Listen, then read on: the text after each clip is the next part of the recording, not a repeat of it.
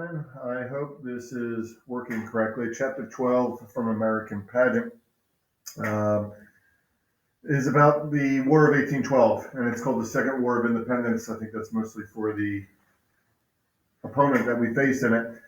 And what comes out of it, interestingly enough, is an almost undeserved sense of nationalism. And so that's a key point. There's a quote from James Monroe, which appears towards the end of this chapter about the Monroe Doctrine. The American continents are henceforth not to be considered as subjects for future colonization by any European powers. And that's from 1823. Remember, not a law, because a law is an act that's been passed by Congress, but more of a statement of policy by a president, and a bold statement of policy by President James Monroe. All right, so some general talk about the War of 1812. It was divisive and ill-fought. It wasn't one of our claims to glory militarily. Apathetic support of it, especially up north. But from poor results comes undeserved nationalism. And it's an interesting product of the War of 1812. So, on to Canada, over land and lakes. On the eve of War of 1812, our army was ill-trained and scattered and supplemented by poorly trained militia. Remembering that we're coming off the era of Jefferson, who was not a big military fan. Canada becomes a battleground, and not with good results. There was a three-pronged invasion in 1812 from Detroit, from Niagara, and from Lake Champlain, and all of them were beaten back.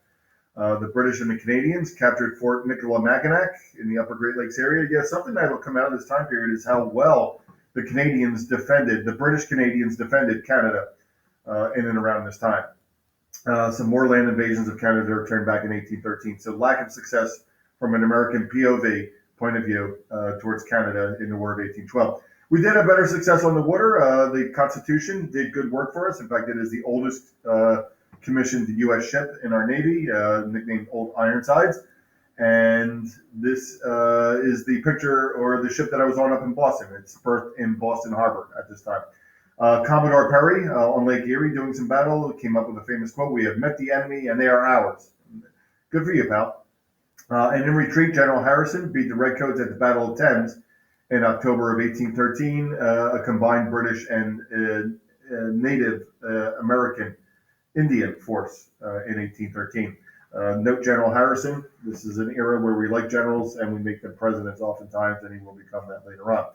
Napoleon is done in 1814. That's not good because that diversion of France versus Britain is going to be taken away, and then Britain's going to be able to focus more on the American war. And those British troops eventually do come to America. The invasion of New York via Lake Champlain was defended by Thomas MacDonough, and a victory for the U.S. there near Plattsburgh. Here's a picture of the U.S. Constitution ship, again in Boston Harbor. I think it was going against the Guerriere. Excuse me if I'm mispronouncing that. A smaller ship that wasn't going to be able to battle it well. And the U.S. Constitution kicked its butt. Let's see, Washington is burned. That's a famous event from the War of 1812. Yeah, the Washington, D.C. gets burned. There was a second British force that landed in the Chesapeake area around August of 1814. And the Bladensburg races happened soon after. That's called that because the American forces ran away. And it was like a mockery of our U.S. military forces running away, almost racing to get away. And the militia was scattered. The British advanced on Washington, and they burned the Capitol and the White House. And the White House gets a lot of press for being burned. Famous Dolly Madison evacuating the White House and taking the famous picture of George Washington, saving it from destruction. But the Capitol was also burned. There was a battle in and around that time at Baltimore, but Baltimore was held at Fort McHenry as a naval attack and in land battles in and around the area. And Francis Scott Key famously pens the Star-Spangled Banner, which later on becomes our national anthem. The third British attack comes in New Orleans in 1814, and that's not nearly as successful for the British because General Jackson down there kicks their butt in January of 1815. He is entrenched, well prepared for a British attack, and he just crushes them. Ironically enough, a battle that never had to happen because 2 weeks earlier, on Christmas Eve of 1814, the Treaty of Ghent had officially ended the War of 1812. But hey, come on, both sides are there and they're itching for a fight. Might as well have your fight. The British naval blockade employed during parts of the War of 1812 was crippling. The British had the sea power to block at that time. Here is a map of different battles of the War of 1812. You can see the in and around Washington, D.C., and if you go up towards the Great Lakes, some different skirmishes up there, down in the Mississippi Territory, at Fort Jackson, and definitely down in New Orleans are the famous ones. So, famous battles from the War of 1812. The Battle of New Orleans and Washington, D.C. are some famous ones, and then out in and up around the Great Lakes area and the Battle of Thames. So take a look at this political cartoon, and I wonder if you could, sense what's going on. So you see the conflagration, the fire in the background. Hopefully you know that refers to the burning of Washington, D.C. What is the artist trying to get through to you? What is the message? Over on the left-hand side, the one guy says, "Jonathan, where thinkest thou our president will run to now?" It's not complimentary to talk about a president running away. "Why, verily to Elba, to his bosom friend." Hopefully you know it's a reference to Napoleon. "The great Washington fought for liberty, but we are fighting for shadows, which, if obtained, could do us no earthly good, but this is the blessed effect of it." So that sounds critical of why we're in this war effort. Madison is pictured running away from Washington, D.C. here, and it's not complimentary. So I'd ask you guys, which side politically would have endorsed such propaganda, and you should answer the Federalists, because the Federalists were not fans of the War of 1812. Where the Federalists, if I asked you what region of the United States would support such a statement, you should say New England area generally, because they were not supportive of the War of 1812. So, about the Treaty of Ghent that ended the War of 1812, Tsar Alexander is a mediator. John Quincy Adams and Henry Clay, fantastic members of Congress in the 1800s, represent the United States. And Merry Christmas. It's signed on 12/24 of 1814. Essentially an armistice. It did stop the fighting and restored any conquered territory to the previous holders. So, gave back what things started as, and there was really no redress of grievances, no redress of the British instigating the Indian menace, no redress for the orders in council of the British ordering seizure of U.S. ships, no redress for the policy of impressment, where the British basically kidnapped American sailors or at least merchant ships and made them work for the British, and naval confiscation. So no real settling of the issues that caused the War of 1812 in the first place. Okay, the Federalist grievances and the Hartford Convention, This is an important item from this time period. The Northeast, or New England, not just Northeast, New England is better said, because that implies going further north, prospered almost treasonously during much of the war. In fact, Blue Light Federalists were treacherous New Englanders who gave away American ships that were trying to break the British blockade by waving blue lights from the shore saying, "Hey, a ship is coming." The Hartford Convention, conducted in December of 1814 to January of 1815, was New England states getting together, Massachusetts, Connecticut, and Rhode Island fully represented, with Vermont and New Hampshire partially represented. Vermont might have been one of the least supportive New England states of the Federalist type policy around the War of 1812. Anyway, there was some talk of secession going into it, but more modest demands come out from the Hartford Convention, more official demands. They wanted money from Washington for their lost trade. They wanted a constitutional amendment necessary for embargoes, not just a presidential act, but a constitutional amendment, maybe not even a law of Congress, but a constitutional amendment, which requires more. They wanted new states or war declared to require a 2/3 vote of Congress. They wanted abolition of the 3/5 clause, which would go against Southern states' representation. They wanted presidents limited to one term, and they wanted no two consecutive presidents from the same state. Obviously, an anti-Virginia bias, because 4 out of the first 5 presidents will come from Virginia. Well, 2 out of the first 6 will come from Massachusetts, but those are the father-son Adams family. The envoys took the demands to Washington just as the New Orleans news of victory at the Battle of New Orleans came out, and so their timing was incredibly poor, plus the war was over in the first place, so they sink away in disgrace. This act by mostly Federalist-led New Englanders is seen as the death knell of the Federalist Party in the United States. So the party of Washington, the party of John Adams, the party of Hamilton is on the way out. Okay, so can you tell what the point of view or the message that you're supposed to receive about this is? On the right-hand side, you have the King of England. You can tell by the crown and the coat that he wears. He says, "Oh, 'tis my Yankee boys, jump in, my fine fellows, plenty of molasses and codfish, plenty of goods to smuggle, honors, titles, and nobility into the bargain." And remember, Americans are not into honors and titles and nobility. And the New England states are represented on the upper left-hand side. Let's see, poor little I, what will become of me? This leap is of a frightful size. I sink into despondency, is what the guy in the red coat up on the hill is saying. The guy in the middle is saying, I cannot, brother. I think Massachusetts, let me pray and um, take some time longer. Little Road will jump the first, Rhode Island. What a dangerous leap, but we must jump, brother Connecticut, I think he's saying. At the bottom there, the guy praying says, I strongly and most fervently pray for the great leap, which will change my vulgar name in the Lord of Essex. So somebody praying for a title down at the bottom there. Hopefully you can tell that this is critical of the Federalists and New England states that were not very supportive of the War of 1812. Every 4 years we have to have an election, and 1812 had one, and here are your results. Madison versus Clinton. No Clinton wins the president. Well, no, I got to take that back. Well, William Jefferson Clinton. This Clinton also did not win the presidency in 1812. It was a fairly close election. If you take away Pennsylvania, that would put Madison at 103, and that would put Clinton up over the top.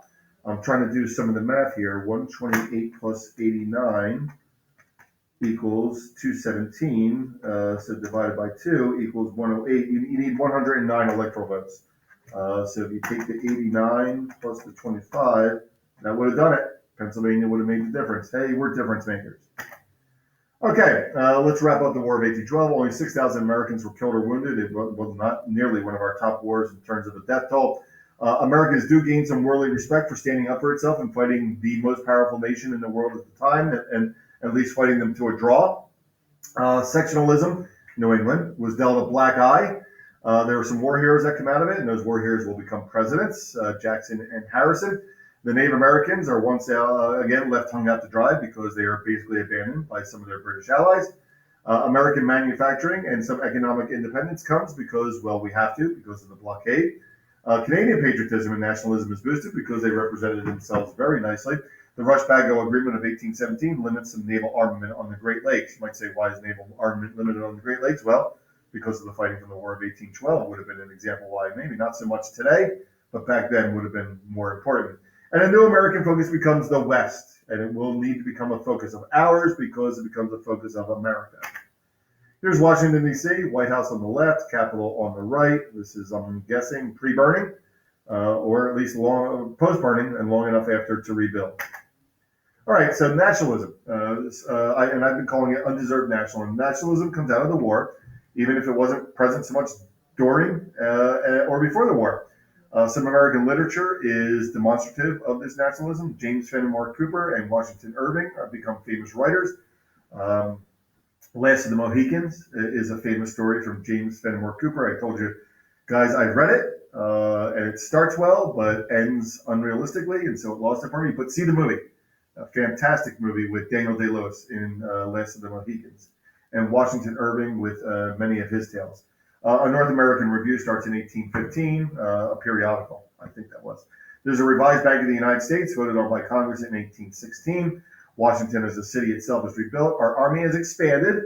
So going away from some of the Jeffersonian policies of less army or navy, we see that maybe we do need more standing army and navy to defend ourselves. And the naval success continues in and around the Barbary Coast area. All right, the American system. If I ever hear the American system, I associate it with Henry Clay. The British tried to economically attack American manufacturing after the war, and Congress passes the tariff of 1816 as a protective tariff. But then again, that's generally what tariffs are. Henry Clay's American System Plan of 1824 calls for three things: a strong banking system with easy credit, a protective tariff for America, and a network of roads and canals in America, especially in the Ohio Valley, that promotes America. I'm saying America a lot here, American system. The federal funding for the American system was denied by Madison. Didn't think the federal government should necessarily pay for some of these projects, but the states were left to pay. And for example, New York State paid for much of the Erie Canal, completed in 1825. There is Henry Clay, looking very American. American system. Poor guy. I've nicknamed him the lovable loser of American politics, and he wasn't so much a loser, but he never did win a presidential election, and he ran as a major party candidate, I think, 3 times. He's also called the Great Compromiser for all of his work in Congress. He worked on many compromises in American history, and as a negotiator to end the War of 1812. So maybe he deserves a little more respect than I give him, and would be a good biography for me to read. Not autobiography, just regular biography. Okay.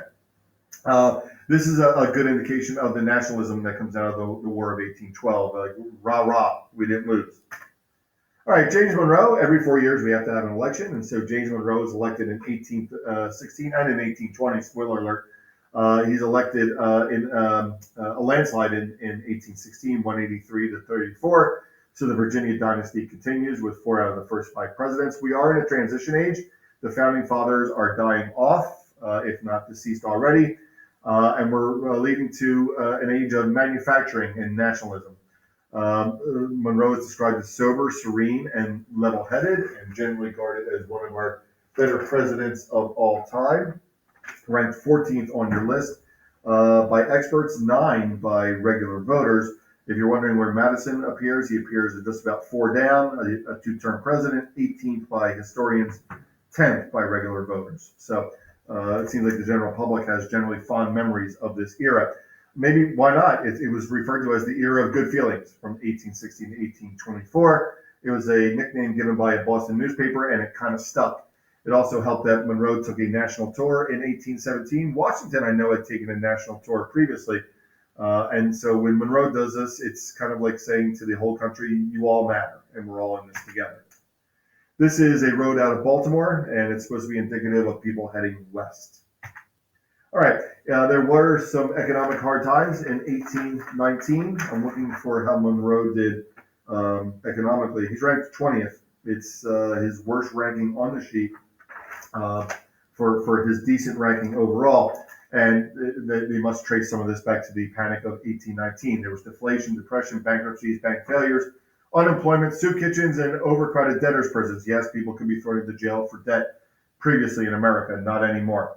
Unless you do something illegal surrounding that debt, like fraud or extortion or write bad checks or something like that. But if you just can't pay your bills, you can't necessarily be thrown in jail. Okay, there's why did this panic happen? Over speculation in frontier lands, overvaluing some of these areas that were going to be settled. The West was hit especially hard, and there was some public outcry at this time against debtors' prisons. This does sow some of the seeds of Jacksonian democracy because people wanted more of a say in politics if these kind of negative things were happening to them economically. All right, we had 9 frontier states joined by the time of Monroe, which will put us at a total of 22, the original 13 and 9 more. They came in alternately as free and slave states, cheap land, and very much struck a balance at 11 and 11. When we had 22, why were these states formed? Well, cheap land and an influx of immigrants, so we needed some more elbow room. There came some land exhaustion in some of the older tobacco states. Remember, tobacco was ruinous to the soil, and you constantly need more land area. Coming along with this is some crushing and pacification of the Indians that were in those areas. Highways have to be built. Gives plenty of jobs, but requires some money also to build those things. Steamboats become a major way of conveyance. And the Land Act of 1820, selling 80 acres at $1.25 an acre. To me, that equals, about $120 or something like that. It's really cheap. So you should buy that. Buy it quick, $1.25 an acre. All right, coming along with these states, Missouri is going to come in as a state, and there's a proposal in Congress, defeated in the Senate because they didn't have the votes in the South, to ban slavery. No more slaves brought into Missouri, and eventual emancipation for slave children. So this very much sets up as a battle over slavery in the western states area. The House of Representatives was northern dominated with stronger populations, but the Senate was still equal at 11 free states and 11 slave states. All right, this is some anti-slavery propaganda by selling these kind of purses or bags. You pay some money and you raise money for the prohibition cause. The Missouri Compromise is a 10-bell item in U.S. history. My God, you need to have this with you May 6th. The Missouri Compromise was a set of 3 compromises that lasted 34 years. You date that to 1854 to the Kansas-Nebraska Act, which will effectively end the Missouri Compromise. But let's wait for that until we get to period 5. Missouri will be admitted as a slave state. Maine, to keep the balance, will be broken free of Massachusetts and itself become a state and a free state. So there you have the balance being maintained. All further Louisiana Purchase area north of 3630 as a latitude line, slavery will be prohibited above that line. Neither side was too thrilled with this, but neither side too displeased. It's the essence of compromise. By the way, the Dred Scott decision will basically be seen as renouncing some of these rules about where slavery can exist because they say that a slave can be inherited in a state that's up north. Slavery becomes the South's peculiar institution, an institution that they hold on to, different from the rest of the country. And Jefferson and J.Q. Adams warn of this division. In fact, Jefferson basically says that he thinks the Missouri Compromise will be the death knell of our Union. Not that it's the compromise's fault, but the disagreement over slavery is what will cause that. Monroe is easily reelected in 1820. In fact, he gets all but one electoral vote, and that was just given to him as a way of not putting him up there with Washington. So a slam dunk for Monroe in 1820. We did not have the same 200 years later in 2020, did we? We had a much more contested election. Okay, here's a map of the Missouri Compromise. You see, like in the darker purple, closed to slavery by Missouri Compromise. That's the area north of 3630. So those states would eventually, or that area would eventually organize into states, should not have slavery. The area open to slavery by the Missouri Compromise is in the orange color. We don't own the color in the light tan yet, the area that's called Mexico. So you have to wait for a Mexican-American War for us to get some more of those areas. The free states and territories are in the lighter purple, and the slave states and territories are in the, it's not totally like bleached tan, it's more regular tan, I guess, the southern states. This is just a place in, I think, Dayton, Ohio, a tavern to stop and get some food and drink and maybe stay the night as you're headed out west. Here's the Erie Canal. There's a good Bruce Springsteen song about the Erie Canal. So look up Erie Canal songs if you're so interested. Took a lot of moving of earth. A canal is a man-made waterway to connect what it connects. Okay, the next two slides are about Marshall and the Marshall Court expanding the power of the federal government, not just the Supreme Court, but the federal government itself. In McCulloch versus Maryland, Maryland tries to tax a branch of the United States of America. Notice that's a state going at a bank of the U.S. In Cohen versus Virginia, they get the right to review, the Supreme Court gets the right to review decisions of state Supreme Courts, which is a big deal for the U.S. Supreme Court. In Gibbons versus Ogden, it involves interstate trade, and it's seen as Congress gets the right to regulate interstate trade. Fletcher v. Peck, Dartmouth College versus Woodward were some other cases back from this time. I'll let you read what it's about. One is about contracts and the power of contracts. In fact, I think they're both about contracts. Marshall, at the bottom, checks the excesses of popularly elected state legislatures by enhancing the power of the federal government. That is Daniel Webster. He was mentioned on the previous slide. He was a giant in Congress. I believe he runs for president at least once, and he was a Secretary of State. So a powerhouse right up there, maybe with Clay and with J.Q. Adams in the 1800s U.S. political system. All right, J.Q. Adams was Monroe's Secretary of State. In fact, a better Secretary of State than a president, they say. Helped negotiate the Treaty of 1818 with Britain, which shared Newfoundland fisheries with the Canadians, a limit of the Louisiana area to the 49th parallel from the Lake of the Woods in Minnesota to the Rocky Mountains going to the west, and a 10-year joint occupation of the Oregon country, although, spoiler alert, what the United States will do is we'll just send settlers out there more than the British do, because the British are really far away, and there aren't as many of them, let's say, up in Canada, so we almost take by possession. Possession is 9/10 of the law, they say, and we eventually just kind of possess Oregon. But that's a little bit for later. In Florida, some settlers grabbed Western Florida from Spain in 1810, and the Congress ratifies their occupation in 1812. Spain is distracted by revolutions in South America, too much give a darn. General Jackson invades Florida under the pretext of an Indian menace in that area in 1818 and defeats even some Spanish forces. And so the Florida Purchase Treaty of 1819, the United States gets Florida and gives up some claims in the Texas area that Spain still holds. So, yay, Florida. Welcome. Okay. Here you see some of that going on. Spanish Florida occupied by the U.S. You see the orange part. That's called the panhandle of Florida. If you consider it like a pan, that you would hold it by the handle like that.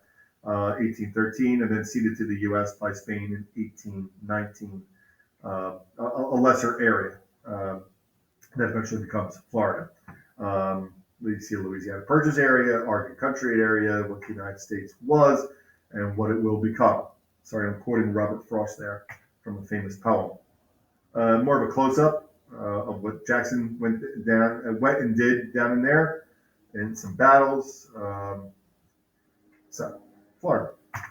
There is General Andrew Jackson, future President Andrew Jackson, blue eyes, red hair. All right. Some European old powers were looking to bolster their monarchies and colonial powers in the Western Hemisphere. Britain was considered exempt from this. They made out well from the opening of Latin America ports. In 1823, George Canning, a British foreign secretary, made a proposition to America to have an agreement to work together as opposed to more apart. Here is a look at President Monroe and his cabinet discussing the Monroe Doctrine. J.Q. Adams would be in there. I think he's the first on your left. Calhoun is over there in the green shawl on your right. We'll get to know Calhoun. He is going to become a Southern sympathizer. Not become. I mean, the area that his family held his land becomes Clemson University. So not like a Southern sympathizer, definitely a Southern sympathizer. He will become a vice president, and he will become, a Confederate supporter, Confederacy supporter, Southern Confederacy. All right, Monroe and his doctrine is a statement made on December 2nd. Happy anniversary. It is tomorrow because I'm recording this on December 1st. In an address to Congress, it was heavily influenced by J.Q. Adams and is a call for non-colonization and non-intervention by European powers in the Western Hemisphere. All right. Some European monarchs were offended by Monroe's statement, but not to the point of necessarily waging war about it. America was somewhat supported by Britain's Navy, as was Latin America, so that gave us some of the backup to do such a thing. It wasn't invoked often, but President Polk invokes it in 1845. Russia retreats to the 5440 line, the Alaskan Panhandle, with the Russo-American Treaty of 1824. Not necessarily as a cause of the Monroe Doctrine. I'd have to look that up, but just as an agreement in 1824. It's a statement of policy, again, not law. A law is an act that's been passed by Congress and was definitely an expression of patriotism and nationalism. So here you see some of the Russian treaty line of 1824 in more of like the purple line that's up there in up northwest. All right, call it a timeline, call it a chapter, gentlemen. That does it for this recording. I'm going to try and turn the recording off, stop the sharing.